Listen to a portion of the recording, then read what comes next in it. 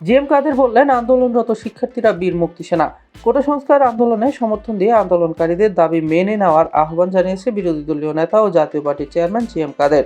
তিনি বলেছেন, এই যৌক্তিক আন্দোলনে সশস্ত্র বাধাদানের ঘটনার নিন্দা জানাচ্ছি। কোটা বিরোধী আন্দোলনে নেতৃত্ব দানকারী তরুণদের প্রতি আমার অভিনন্দন। তাদের আমি বীর মুক্তি সেনা হিসেবে অভিহিত করতে চাই। 16 জুলাই মঙ্গলবার এক বিবৃতিতে জিএম কাদের এসব কথা বলেন। তিনি বলেন, বর্তমান সরকারের আমলে বিভিন্ন প্রক্রিয়ায় দেশে আবার বিভাজন সৃষ্টি করা হচ্ছে। এই বিভাজনের মাধ্যমে একটি সুবিধাভোগী গোষ্ঠী তৈরি করা হচ্ছে।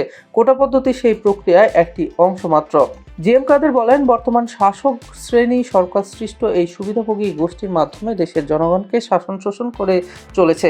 সামনের দিনগুলোতেও এই উদ্দেশ্য আরও ব্যাপকভাবে বাস্তবায়নের দিকে এগিয়ে যাচ্ছে বলে মনে হচ্ছে। তরুণ সমাজ এই অন্যায়ের বিরুদ্ধে রুখে দাঁড়ানোর চেষ্টা করছে। সে কারণে আমি তাদের বৈষম্য মুক্তির এই সংগ্রামের বীর যোদ্ধা বা বীর মুক্তি সেনা বলে মনে করছি। বিরোধী দলীয় নেতা বলেন, মুক্তিযোদ্ধাদের নাম ব্যবহার বা অপব্যবহার করে তাদের কলঙ্কিত করা হচ্ছে। এতে ভবিষ্যতে কোনো প্রকৃত মুক্তিযোদ্ধা তাদের পরিচয় প্রকাশ করতে সংকোচ বোধ করতে পারেন, তা নিয়ে শঙ্কা আছে। জিএম কাদের আরও বলেন, কোটা বিরোধীদের দাবি মেনে নিয়ে পরবর্তী করণীয় ঠিক করা যেতে পারে। অন্যথায় দেশ ও আগামী প্রজন্ম একটি সংঘাতময় অনিশ্চিত ভবিষ্যতের দিকে ধাবিত হতে পারে।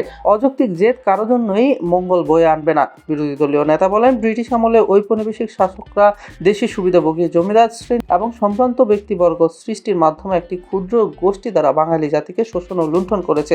পরে বাঙালি জাতি পাকিস্তান সৃষ্টির মাধ্যমে বৈষম্য থেকে মুক্ত হতে চেয়েছিল, কিন্তু পাকিস্তানিরাও সেই বিভাজনকে ছিনিয়ে নেয়। দেশ মুক্তিযুদ্ধের অর্জন এখন আবার তারা হারাতে বসেছে।